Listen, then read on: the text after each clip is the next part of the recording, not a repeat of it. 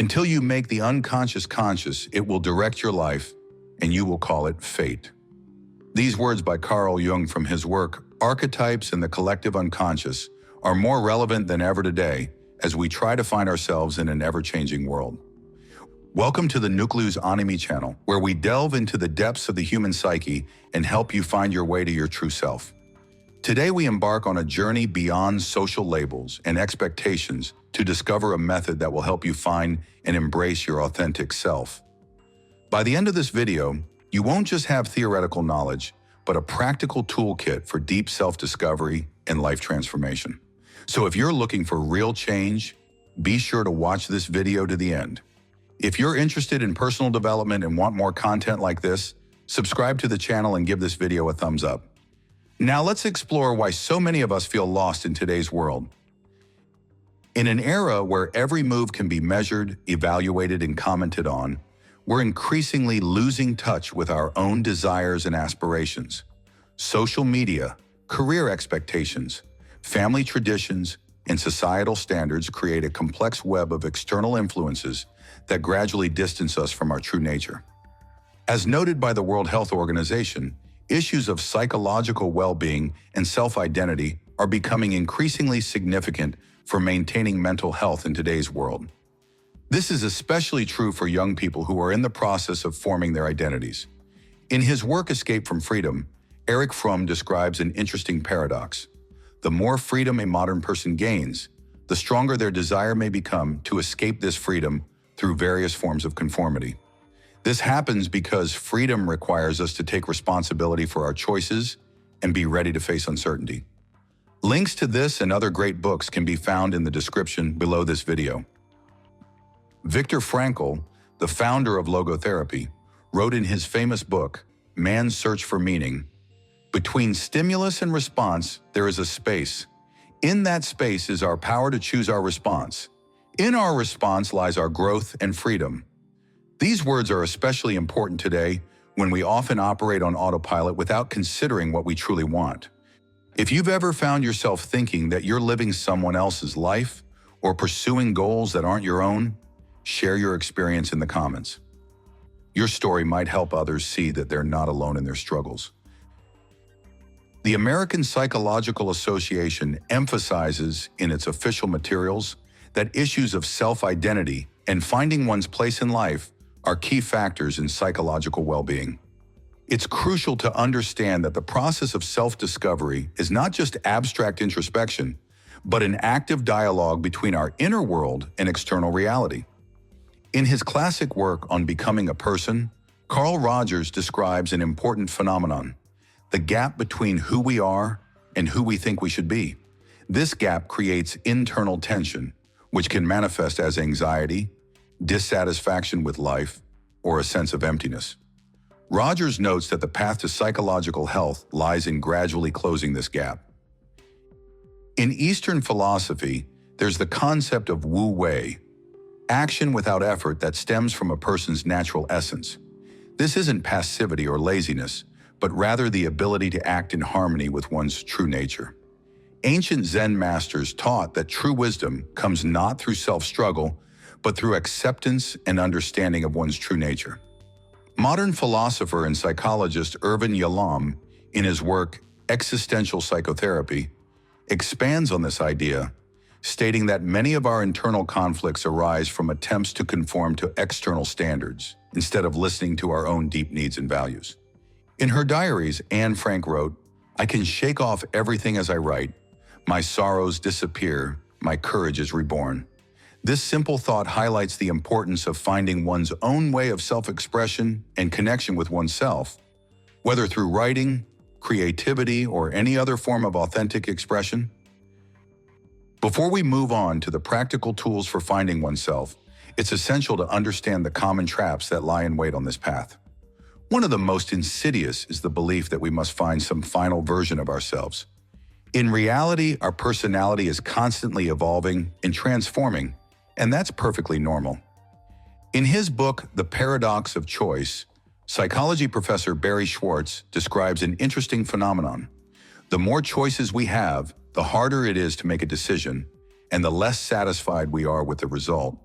When it comes to finding oneself, we often fall into a similar trap, trying to live up to all possible versions of ourselves simultaneously. This paradox is particularly evident in today's era, where social media constantly showcases an endless array of possible life paths and self-realization options.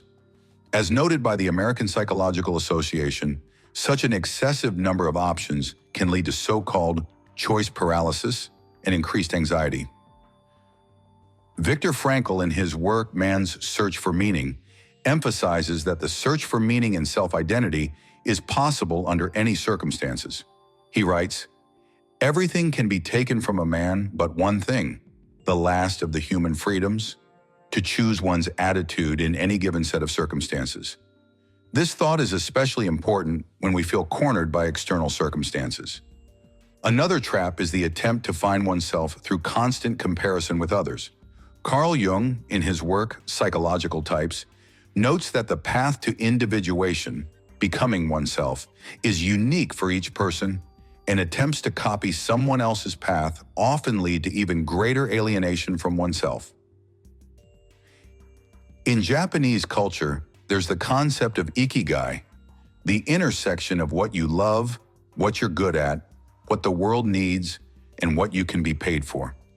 This concept offers a holistic approach to understanding one's place in the world, going beyond simple professional self-definition. Psychologist Abraham Maslow, in his work Motivation and Personality, emphasizes that self-actualization, the highest human need, cannot be achieved through imitation of others. He writes, "A musician must make music, an artist must paint, a poet must write, if they are to be ultimately at peace with themselves. What a man can be, he must be." As noted by Rollo May in his book Man's Search for Himself, one of the main traps is the desire to find oneself solely through intellectual analysis, ignoring emotional and physical experience. He emphasizes the importance of a holistic approach to self-discovery, encompassing all aspects of our being. Now that we've addressed the main traps on the path of self-discovery, let's move on to practical tools that will help you begin the journey to your true self. It's important to understand that this is not a linear process with a clear beginning and end, but rather a spiral of development, where each turn brings us closer to a deeper understanding of ourselves. The first tool, which we'll call the inner compass, is based on the principle of tracking your natural reactions. Wilhelm Reich, one of the pioneers of body-oriented psychotherapy, emphasized the importance of paying attention to bodily signals in his works. He noted that the body doesn't lie. It always gives us honest feedback about what is true for us and what isn't. In his work, The Gift of Therapy, Irvin Yalom expands on this idea, highlighting the importance of the here and now in the process of self-discovery. He writes, "Every moment contains all the necessary information for full understanding." This means that paying close attention to your reactions in everyday situations can provide more insight into yourself than hours of abstract reflection. The second important tool is what Viktor Frankl, in his book The Doctor and the Soul, calls paradoxical intention. This method suggests temporarily letting go of the habitual striving for control and allowing ourselves to be imperfect. Frankl argues that it's precisely when we stop desperately trying to find ourselves that we often make the most important discoveries about our nature. Martin Buber, a philosopher and psychologist, in his work I and Thou, describes the importance of dialogue, not only with others, but also with oneself. He emphasizes that genuine self-discovery is only possible through an open, honest dialogue with oneself, where we're ready to hear even what we might not like. The third tool is based on the concept of gradually expanding the comfort zone. Carl Rogers, in his works, described the process of becoming a person as a gradual movement from the facade to the authentic self. He noted that this process requires a safe space for experimenting with new ways of being oneself. In Japanese tradition, there's the practice of kaizen, continuous incremental improvement. This approach suggests that even the smallest positive changes, if made regularly, can lead to significant personal transformation. What's important is not the quantity or scale of changes, but their regularity and direction. The fourth tool is the practice of deep listening. Erich Fromm, in his work The Art of Being, emphasizes the importance of hearing one's inner voice amidst the noise of social expectations and prescriptions. He writes, "Most people die before they are fully born. It is not to be born fully that is the main task of life." Modern philosopher Charles Taylor, in his work Sources of the Self, notes that authenticity is not just being oneself, but rather a constant dialogue between our inner aspirations and the external world, between the personal and the universal. On the path to self-discovery, we inevitably encounter internal barriers. These obstacles are not just hindrances, but important indicators that can reveal much about our deep fears and beliefs. Let's explore how to work with the main ones. The first and perhaps most common barrier is the fear of disappointing others. As noted by the American Psychological Association, this fear is often linked to deep mechanisms of social adaptation and the desire for belonging. Psychoanalyst Karen Horney, in her work The Neurotic Personality of Our Time, describes in detail how this fear forms in early childhood and can dictate our behavior in adulthood. Here, the metaphor of a gardener is appropriate. Just as a gardener must regularly prune excess branches for the healthy growth of a plant, we must learn to separate our true desires from externally imposed expectations. Erich Fromm, in The Art of Loving, emphasizes that genuine self-love is not selfishness, but a necessary condition for healthy relationships with others. The second major barrier is the inner critic. In his work Escape from Freedom, Erich Fromm describes how internal criticism often becomes an extension of the limitations once imposed on us from the outside. Recognizing this mechanism is the first step toward freeing ourselves from excessive self-criticism. Alfred Adler, the founder of individual psychology, noted in his works that the feeling of inferiority is not pathology, but a natural stimulus for development. Problems arise when we allow this feeling to paralyze us instead of using it as motivation for growth. The third barrier is the fear of the unknown. In Zen Buddhism, there's the concept of beginner's mind, a state of openness and readiness to learn, free from preconceived notions. Zen master Shunryu Suzuki, in his book Zen Mind, Beginner's Mind, writes, "In the beginner's mind there are many possibilities. In the expert's mind there are few." Psychologist Rollo May, in his work The Courage to Create, expands on this idea, stating that a creative approach to life requires the courage to face the unknown. He writes, "Courage is not the absence of despair. It is rather the capacity to move ahead in spite of despair." The fourth barrier is perfectionism. Karen Horney, in her work Neurosis in Human Growth, shows how the pursuit of perfection can become a way of avoiding real life and real relationships. She notes that perfectionism often masks a deep fear of rejection. In the Zen tradition, there's the concept of wabi-sabi, the acceptance of imperfection as a part of natural beauty. This principle teaches us to see value not in perfect completion, but in the process of constant becoming. The fifth barrier is related to how we often confuse temporary states with permanent personality traits. Carl Rogers, in his work on Becoming a Person, emphasizes, "People use their experience to define themselves. It's no wonder they fear this experience, try to protect themselves from its consequences, and strive to preserve the existing organization of their personality." Now that we're equipped with knowledge and practical tools, let's talk about how to integrate this new understanding of ourselves into daily life. After all, the hardest part isn't just finding oneself, but staying true to oneself day in and day out. Carl Rogers, in his fundamental work on Becoming a Person, notes, "The curious paradox is that when I accept myself just as I am, then I can change." This thought echoes the ancient Taoist wisdom that true change begins with the acceptance of the present moment. The process of integrating the new self can be compared to learning a new language. At first, we do it consciously, often making mistakes. But gradually, new patterns become natural, and we begin to speak the language of our authentic self effortlessly. Gestalt therapist Fritz Perls described this process as maturation, emphasizing its naturalness and inevitability under the right conditions. The American Psychological Association emphasizes the importance of creating a supportive environment for sustainable personal changes. This is especially important when it comes to changes related to self-identity. Psychologist Donald Winnicott, in his works, spoke of the necessity of a good enough environment for healthy personality development.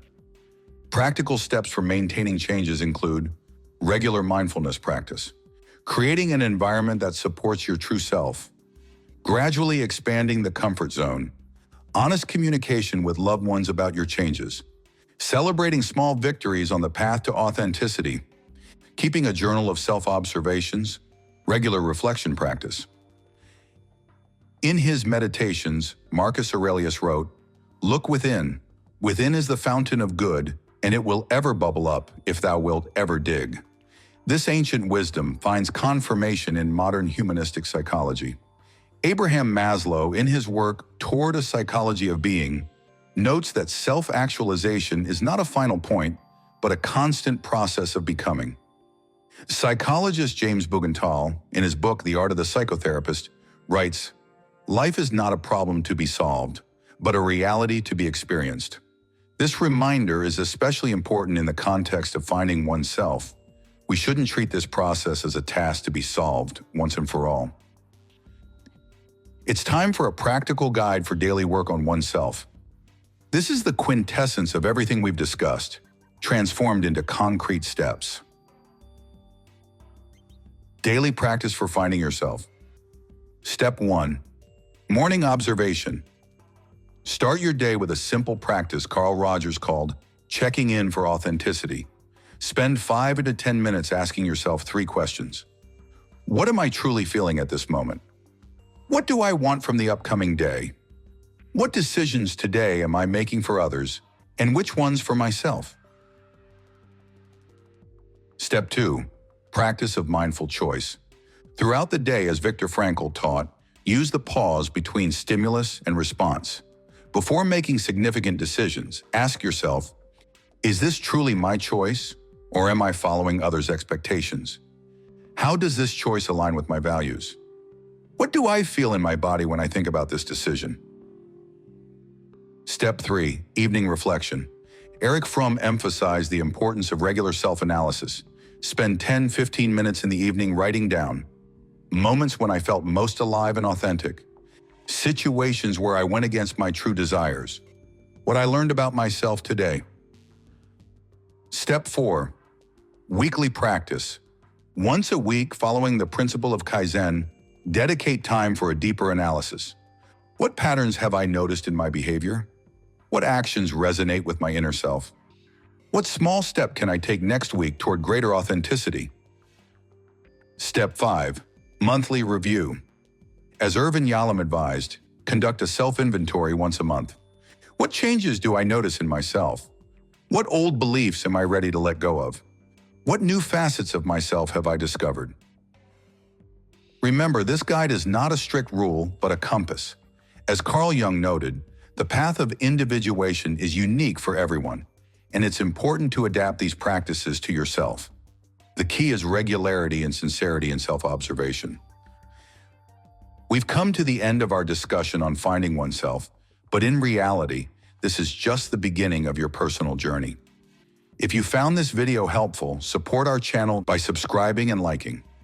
In the description below the video, you'll find links to all the mentioned books and other useful resources to help you continue your path of self-discovery. Our channel also has many other videos on personal development, relationship psychology, and self-discovery. For example, you might be interested in our video on developing emotional intelligence or the video on working with internal boundaries. In conclusion, I'd like to quote psychologist Carl Jung, "I am not what happened to me, I am what I choose to become." This journey to oneself is not a sprint, but a marathon, and every step along this path is valuable in itself. See you in the next videos.